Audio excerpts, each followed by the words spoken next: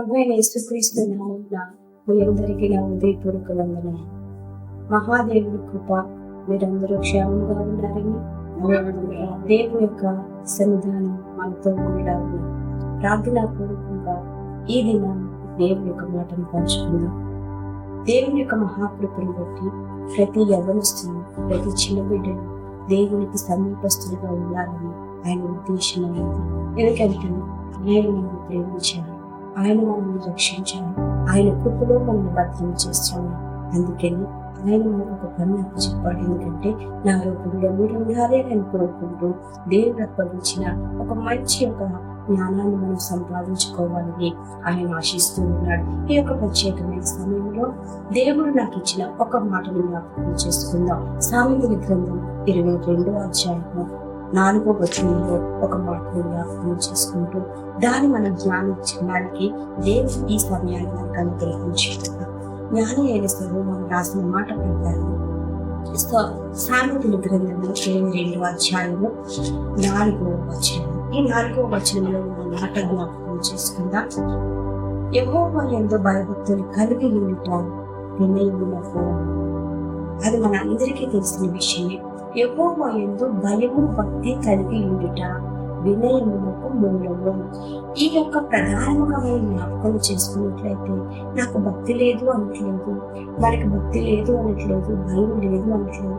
కానీ ఎవరి యందు భయము భక్తి కలిగి ఉండాలి అంటే నిన్ను నన్ను కలుగు చేసిన సర్వశక్తిమంతుడైన మహోన్నతుడైన సృష్టికర్త అయిన పరమ తండ్రి యందు నీవు భయము భక్తి కలిగి ఉన్నట్లయితే నీకు తెలియకుండానే నీ యొక్క శరీరంలో, నీ మనసులో, నీ ఆలోచనలో వినయం అనే యొక్క ఒక ప్రత్యేకమైన అలంకరణ నీలో సిద్ధమైపోతూ ఉంటుంది.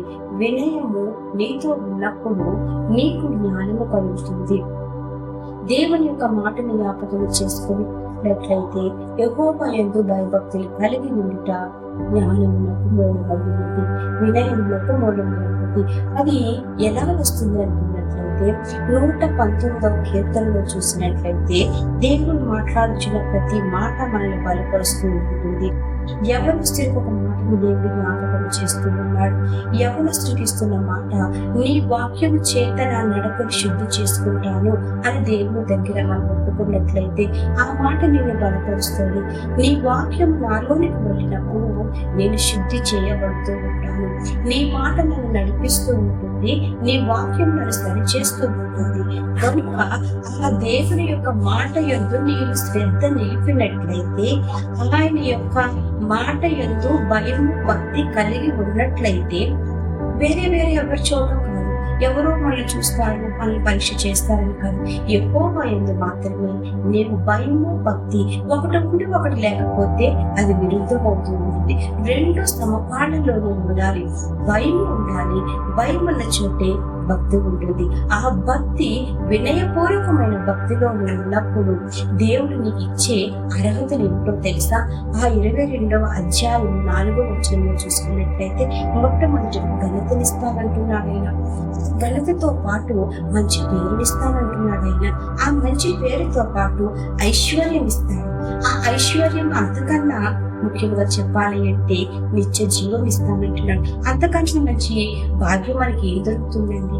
అది మనకు కావాలి అనుకున్నట్లయితే యెహోవా యందు భయభక్తులు కలిగిన వారుగా మనం నిలిచి ఉండాలి. భయము భక్తి కలిగినప్పుడు నీకు వచ్చేవి 4 అంశాలు వస్తూ ఉంటాయి.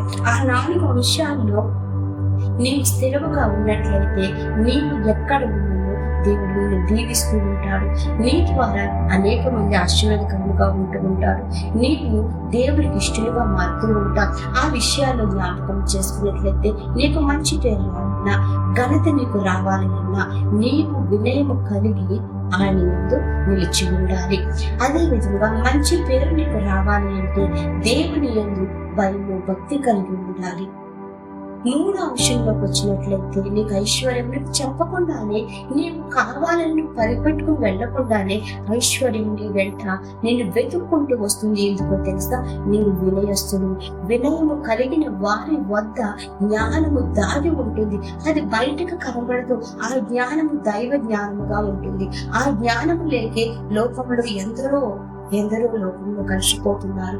లోకంలో ఎన్నో జ్ఞానాలు ఉండొచ్చు, కానీ దైవ జ్ఞానం శూన్యముగా ఉన్నది కనుక భ్రష్టత్వంలోనికి వెళ్ళిపోతున్నారు. ప్రతి యవనస్తుడు కావచ్చు, నడిప్రాయంగా వారు కావచ్చు, వారెవరైనా కావచ్చు, దైవ జ్ఞానం లేక శూన్యంలోనికి వెళ్ళిపోతున్నారు. ప్రియమైన వారులారా, దేవుని యందు భయభక్తులు నిలిచినట్లయితే నీకు మొట్టమొదటిగా వచ్చేది వినయం నుండి వెంటాడుతుంది.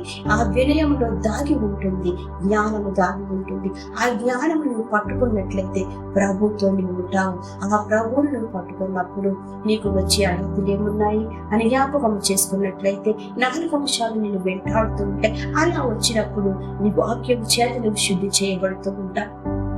ఆ వాక్యం నేను బలపరుస్తూ ఉన్నప్పుడు ఆయనకి మాటకి నువ్వు లోబడి ఉంటావు. ఆ లోబడినప్పుడు దేవుడు నీకు ఏది బోధిస్తూ ఉన్నాడో ఆ బోధలోనికి నువ్వు నడుచుకోవడానికి నువ్వు వెళుతూ ఉంటావు. ఆ బోధ నిన్ను బలపరుస్తూ ఉంటుంది.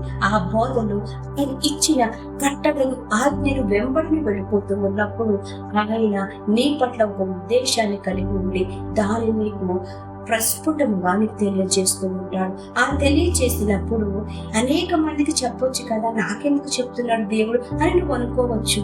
కానీ నీ దగ్గర ఉన్నది ఒక ప్రత్యేకమైన జ్ఞానము. ఆయన ఇచ్చిన జ్ఞానంలో నువ్వు దాగి ఉన్నావు గనుక నీవు మాట వినే వ్యక్తిగా ఉన్నావు. ఆయన ఆలోచనకి తగిన వ్యక్తిగా ఉన్నావు గనుక ఆయన నిన్ను ఎన్నుకున్నాడు. అదే విధంగా ఇక్కడ ఒక చిన్న పరిశుద్ధ గ్రంథంలో ఒక ప్రత్యేకమైన వ్యక్తిని మనం జ్ఞాపకం చేసుకుందాం. ఎందుకంటే యెరూషలేము గురించి మనం జ్ఞాపకం చేసుకున్నప్పుడు ఒక ప్రత్యేకమైన యవనస్తుడు మనకి జ్ఞాపకం వస్తూ ఉంటాడు. ఆయన ఎవరు అంటే నెహెమ్యా. నెహెమ్యాని జ్ఞాపకం చేసుకున్నప్పుడు యెహోవా యందు భయభక్తులు కలిగి ఉన్నాడు, శ్రద్ధ కలిగి ఉన్నాడు, యెరూషలేము పట్ల శ్రద్ధ కలిగి ఉన్నాడు. ఆ శ్రద్ధ కలిగి ఉన్న ఆ యొక్క నెహెమ్యా ఆ యొక్క ప్రదేశం నుంచి ఆ యొక్క శత్రు భయంతో ఆ యొక్క బానిసత్వంలోకి తీసుకొని వచ్చేసినప్పుడు తల ఉంచుకుని వచ్చాడు. ఆ యవన బిడ్డను అందరినీ తీసుకుని బానిసలుగా తీసుకుని వచ్చేసినప్పుడు ఆయన భక్తి సన్నగిల్లిపోలేదు, దేవుని యందు శ్రద్ధ సన్నగిల్లిపోలేదు, యెరూషలేము పట్ల తనకున్న ప్రేమ సన్నగిల్లిపోలేదు, మహాదేవుని యొక్క పట్టణం పట్ల, దేవుని యొక్క శ్రద్ధ పట్ల, దేవుని మీద తనకున్న ప్రేమని తను సన్నగిల్లిపోలేదు. ప్రాంతం విడిచి వచ్చేసాడు, దేశము కాని దేశానికి వచ్చాడు, ప్రజల మర్చికొచ్చాడు, శ్రమ అనుభవిస్తున్నాడు, ఇబ్బందిలో ఉన్నాడు, తెలియని యొక్క ప్రాంతంలో ఉన్నాడు. అయినప్పటికీ కూడా తాను అనుభవించిన తాను ఏదైతే యెహోవా యందు భయభక్తులు కలిగి ఉన్నాడో తన యొక్క బాధ్యతను మర్చిపోకుండా తాను ఆ యొక్క దేశంలో ఉంటూ కూడా ఆ రాజు యొక్క రాజ్యంలో పనిచేసుకుంటూ ఒకవేళ ఆ రాజు చెప్తున్న విధానానికి తన అంగీకారం చేసుకుంటూ దీన్ని అందించేవాడిగా ఉన్నా, ఒకవేళ అక్కడ పనివాడిగా ఉన్నా కూడా యెహోవా యందు తన శ్రద్ధ నిలుపుకున్నాడు. తన స్వప్రజల యందు, తన సొంత ప్రాంతమందు నా ప్రజలు రక్షించబడాలి, నేను శ్రమలోనికి వచ్చాను, బానిసత్వంలోనికి నన్ను తీసుకుని వచ్చేసారు, నా యేసువును అందరిని తీసుకుని వచ్చేసారు, ఇంకా నా ప్రాంతంలో మహాదేవుని కలిగిన నా యొక్క పితరులు కావచ్చు, నా యొక్క చిన్నవారు కావచ్చు, అనేక మంది ఉన్నారే అని తన బాధ ప్రభు దగ్గర విజ్ఞాపన చేస్తూ ఉన్నాడు. ఎందుకో తెలుసా, తనకి యెహోవా యందు భయం ఉంది, భక్తి ఉంది, తన ప్రజల పట్ల శ్రద్ధ ఉంది కనుక ఆ శ్రద్ధ తనలో ఉండడానికి గల కారణం దైవ జ్ఞానం కలిగి ఉన్నాడు. ఆ జ్ఞానంతో తను ఉపవాస దినమును ప్రకటించుకుని ఎవరైతే ఆ విషయాన్ని చెప్పారో యెరూషలేము యొక్క ఆ యొక్క భయంకరమైన సిచ్యువేషన్ వెళ్ళిపోతుంది, ఆ యొక్క పట్టణం కాల్చబడుతుంది అనే యొక్క మాట వినిన వెంటనే తనకు తాను తగ్గించుకున్నాడు. తనకు తాను ఎవరు తను ప్రోత్సహించలేదు. అరే నేను సేఫ్ జోన్ లో ఉన్నాను కదా, నాకెందుకులే అన్న ఆలోచన తనకు రాలేదు.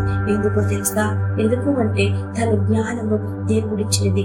నేను సేఫ్ జోన్ లో ఉన్నానని అనుకోవటం కాదు, నా ప్రజలు, నా స్వదేశీయులు, నా యొక్క రక్త సంబంధులు సేఫ్ లో లేరే, క్షేమంలో లేరే, పాపంలో ఉన్నారే, శోధంలో ఉన్నారే అని కలవరపాటుతో, ఆ యొక్క శోధంలో ఉన్న కలవరపాటుతో తనకు తాను తగ్గించుకొని ఉపవాసము ప్రకటించుకొని అంగలార్చితో ఏడుస్తూ దేవుడి సన్నిధానం ముందు విజ్ఞాపన చేసి గొప్ప యవ్వనస్తుడిగా మిగిలిపోయాడు. ఎందుకో తెలుసా, ఏ జ్ఞానం నీకు కావాలి? యెహోవా యందు భయము భక్తి కలిగి ఉన్నప్పుడు నీకు అనేకుల పట్ల శ్రద్ధ నింపే జ్ఞానం దేవుడు నీకు ఇస్తూ ఉంటాడు. ఆ జ్ఞానంలో ఆ యొక్క యవనస్తులు నిలిచి ఉన్నప్పుడు దేవుని యొక్క మహాశక్తి మనలోనికి వెళ్ళినప్పుడు తాను దేవుని సన్నిధానమందు దేవునితో గడుపుతూ అనేకమైన మాటలు పలుకుతుంటాడు. నెహెమ్యా గ్రంథంలో మొదటి 2 అధ్యాయాలు చూసినట్లయితే అనేకమైన అంశాలు మనకు అక్కడ తెల్లముగా కనబడుతూ ఉంటాయి. దేవుడు నీతో మాట్లాడుతూ ఉంటాడు. ఎందుకో తెలుసా, ఆ యవనస్తుడిలా నువ్వు నిర్ణయించుకోగలుగుతున్నావు. ఆ యవనస్తుడిలాగా నువ్వు నిర్ణయించుకున్నట్లయితే అనేక మందిని కళ్ళ ముందు నశించిపోతున్నారేమో, అనేక మంది తప్పుదారులకు వెళ్ళిపోతున్నారేమో. మన ఇంటి వారే కావచ్చు, మనకు తెలిసిన వారే కావచ్చు, ఒకవేళ మనమైనా కావచ్చేమో. అటువంటి స్థితిలో నుంచి దేవుడిని తప్పించాలి అంటే దేవుడు యందు భయము, భక్తి, శ్రద్ధ కలిగి ఉన్నప్పుడు నీకు వచ్చే లక్షణాలు, నీకు వద్దనుకున్నా నీకు మంచి పేరు వచ్చేస్తుంది, నీకు వద్దనుకున్నా నీకు ఘనత ఆటోమేటిక్ గా నీకు వచ్చేస్తుంది, నీకు వద్దనుకున్న ఐశ్వర్యం నేను వెంటాడుతుంది, నీకు వద్దనుకున్న నిత్య జీవం, చిరజీవం నీకు వస్తూ ఉంటుంది. నెహెమ్యాని జ్ఞాపకం చేస్తూ ఒక యవ్వన బిడ్డ తానుకున్నాడు. ప్రభు దగ్గర మోకరించాడు. అయ్యా, నేను నీ సన్నిధానం విజ్ఞాపన చేస్తున్నాను ఆయన. ఆ విజ్ఞాపన ఏంటంటే, నా యొక్క ప్రాంతము శోధనలోకి వెళ్ళిపోతుంది, నా ప్రజలు శోధనలోకి వెళ్ళిపోతున్నారు అని ఇంగలార్చుకుంటూ దేవుని సన్నిధానంలో విజ్ఞాపన చేసిన నెహెమ్యా ఆ యొక్క ముఖ తేటతెల్లంలోనికి వెళ్ళిపోయినప్పుడు, మరలా రాజు సముఖంలోనికి వెళ్ళిపోయినప్పుడు తాను తీసుకున్న నిర్ణయం ఏమిటో తెలుసా?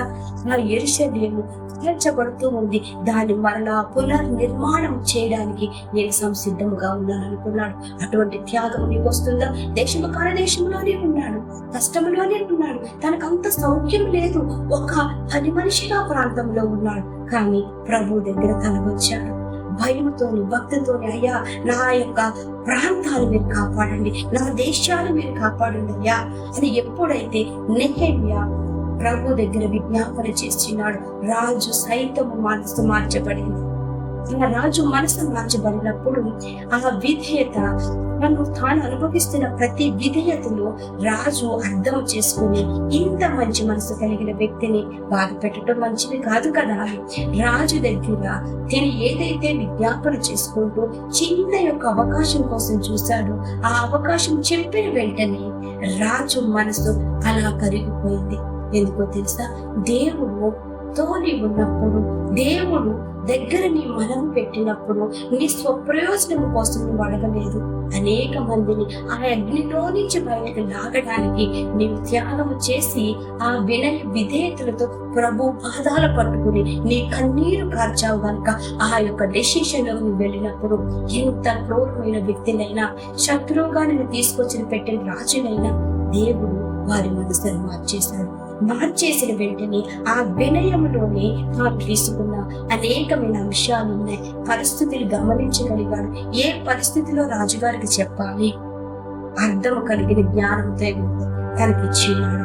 ఏ యొక్క పరిస్థితిలో రాజు యొక్క దయ పొందుకోవాలి అనే వినయము ఆ యొక్క నెహెమ్యాని పొందుకుని ఒక మంచి ప్రణాళిక వేసుకున్నాడు. ఎప్పుడు వెళ్ళాలి, ఎలా వెళ్ళాలి, అక్కడ యెరూషలేము దేవాలయం అగ్నిలోనికి వెళ్ళిపోతుంది, దాని అర్థము ఇప్పుడు అక్కడ మంటల్లో వెళ్ళిపోతున్నారని కాదు. కానీ అటువంటి క్లిష్ట పరిస్థితుల్లో నా ప్రజలు పాపంలోకి వెళ్ళిపోతున్నారు, శోధనలోనికి వెళ్ళిపోతున్నారు, అపవాద తంత్రంలోనికి వెళ్ళిపోతున్నారు, నిత్య నరకానికి వెళ్ళిపోతున్నారు అనే స్వభావంతో నా ప్రజల పట్ల నేను శ్రద్ధ కలిగి ఉన్నానని చెప్పి తన ఒక ప్రణాళికను జ్ఞానయుక్తముగా తన ప్రణాళికను సిద్ధము చేసుకున్నాడు. ఆ ప్రణాళిక సిద్ధము కావడానికి మొట్టమొదటిగా దేవుని యందు భయభక్తులు కలిగి ఉన్నాడు. ఆ భయంలో నుంచి వచ్చింది ఒక వినయ తత్వములో రాజు యొక్క మనసును గెలవగలిగాడు.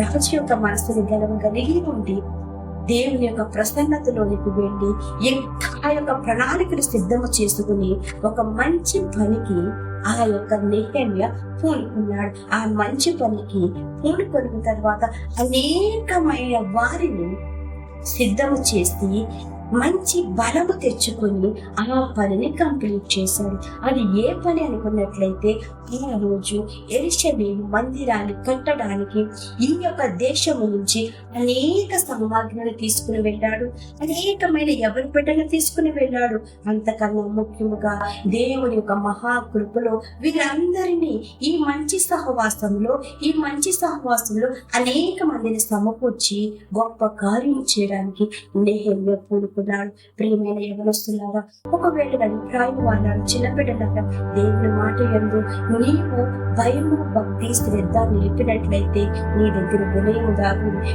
వినయము కలిగిన వారు అనేకమైన గొప్ప కార్యములు చేస్తారు. మనలో అహంకారం ఉండడానికి వీల్లేదు, పొగరుబోతుతనం ఉండడానికి.